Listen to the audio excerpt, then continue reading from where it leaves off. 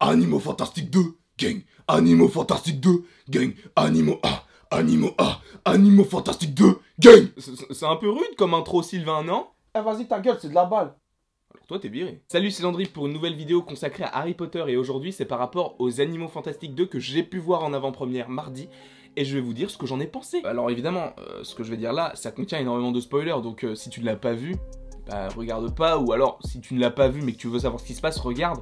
Enfin, de toute façon, si je fais une critique et que je dis qu'il y a du spoil comme je suis en train de le faire là, soit tu quittes, soit tu restes. C'est comme tu veux, t'es pas obligé, tu fais comme tu le sens. Mais tu peux quand même laisser le petit pouce. Alors déjà, on va établir un petit contexte. J'ai vu le 1 en deux parties. La première partie l'année dernière, je me suis endormi au moment où le Niffleur était dans la bijouterie. Et la deuxième partie il y a une semaine, parce que je me suis dit, oh, à un moment, je suis un peu fan d'Harry Potter, il faut que je m'informe. Donc j'ai regardé la suite, et je peux vous dire que j'ai pas aimé le 1, que ce soit la première ou la deuxième partie. Donc c'est vrai qu'il y a des parties de la première partie dont je ne me souviens pas. Mais bon, c'est pas un drame. Eh, cool Raoul. Eh, Didier, doucement sur le champi. Donc là, on va parler du 2, donc que j'ai pu voir en avant-première. J'ai pas été invité, hein.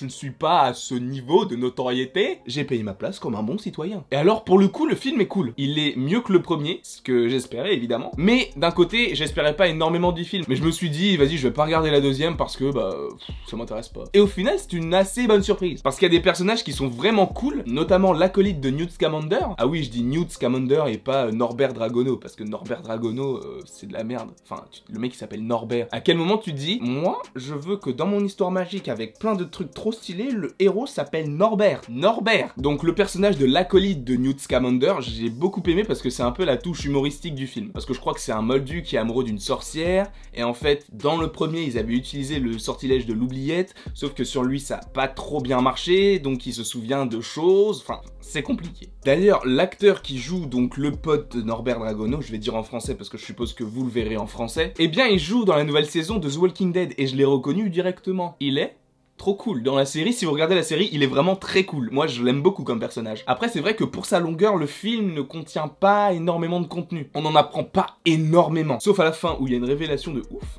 Mais je vous en parlerai plus tard. Donc c'est vrai qu'il n'y a pas énormément de choses à l'intérieur. On a énormément d'éléments sur Harry Potter. On a notamment une sorte d'easter egg avec, je crois que c'est Nicolas Flamel, dont on avait déjà entendu parler dans Harry Potter 1, qui lorsqu'il ouvre une petite armoire, on découvre une pierre rouge. On sait directement que c'est la pierre philosophale. Et j'ai trouvé que ce genre d'élément était vraiment très cool. Après, évidemment, quand on voit le château de Poudlard, j'avais des frissons. Parce que le voir, en fait, après tu te dis, ouais, le château, tu le vois sur ta télé quand tu regardes un film Harry Potter, mais là, c'est pas la même chose, tu sais. C'est le grand écran, t'es au cinéma, il y a des gens avec toi, le son est énorme, enfin, il y a vraiment une ambiance un peu sélecte, je dirais, qui fait que c'est comme si on redécouvrait le château, et c'est tellement cool. Après, le problème que j'ai avec les Animaux Fantastiques, c'est que on sent que J.K. Rowling, elle abuse, quoi. Elle en fait trop. C'est un peu comme les Hobbits, mais les Hobbits, c'est pas vraiment la même chose, parce qu'ils ont réussi à faire une trilogie sur un petit livre. Mais là, je crois que c'est pareil, les Animaux Fantastiques, il n'y a pas 5 livres, parce que je crois qu'ils veulent faire 5 films. Mais c'est vrai qu'il y a beaucoup de gens qui n'ont pas aimé Bilbo le Hobbit, enfin Bilbon. Je sais pas plus comment ça s'appelle, mais il y a plein de gens qui n'ont pas aimé, et moi j'ai adoré perso, parce que, je sais pas, j'ai bien aimé l'univers, c'était cool. Mais là, les Animaux Fantastiques, on sent que elle veut pas se détacher de ça, et qu'elle a pas envie de faire autre chose, qu'elle veut vraiment exploiter le truc à fond. Et on sent en fait. Elle se serait arrêtée Harry Potter 7, ça aurait été parfait avec le petit livre de Contes du Dumbledore. Enfin, tu fais quelque chose qui est autour, par exemple le livre de Newt Scamander, voilà, tu sors ça, mais tu t'arrêtes à ça, tu fais pas d'autres films, c'est lourd en fait, c'est un peu trop. Et surtout la fin en fait, parce que c'est un peu incohérent, mais après je sais pas comment ça va se tourner, mais dans le sens où moi je le vois et je l'entends, c'est incohérent. Après il y a un personnage que je n'ai pas du tout aimé, et voilà, qu'est-ce qu'elle est chiante comme personnage, mais oh, c'est incroyable, j'ai jamais vu ça. Vous savez, c'est la meuf de l'acolyte de Newt Scamander, la sœur de la meuf de Newt en fait. Mais ça sent, ils se sont dit, bon, qu'est-ce qu'on fait avec ce personnage? Est-ce qu'on va la faire aller chez les méchants? Enfin, l'histoire du personnage est nulle, enfin, c'est pas construit en fait. Mais alors là, les filles, je suis désolé, mais à un moment, moi, j'étais dans une détresse, je me suis dit, oh, mec, réveille-toi. Au tout début, lorsque Queenie, donc la sœur de Tina, qui est également la copine de Jacob, justement, a un dialogue avec Jacob, et elle l'insulte. Et lui l'insulte aussi à son tour, et c'est elle qui part. Enfin, genre, tu m'as vexé alors que tu l'as insulté juste avant.